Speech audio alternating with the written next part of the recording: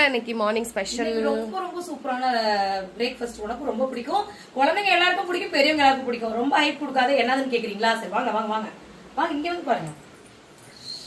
பஞ்சு போல இடியாப்பம். உனக்கு சுடலையான்னு கை கேப்பியே?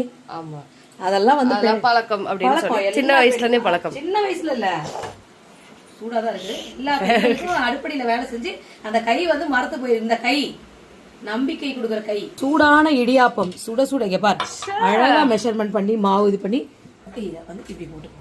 பந்து மாதிரி இருக்கு பாருங்கதா, பந்து மாதிரி இருக்கு பாருங்க. இந்த மாதிரி தான் இடியாப்பம் சுடணும். இடியாப்பத்துக்கு சூப்பரான ஒரு தேங்காய் பால் பண்ணியிருக்கேன்.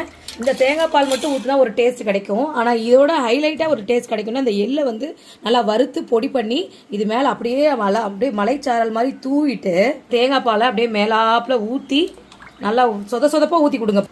இந்த மாதிரி தேங்காய் பாலை சொதன்னு ஊற்றி நல்லா பெரட்டி சாப்பிடணும்.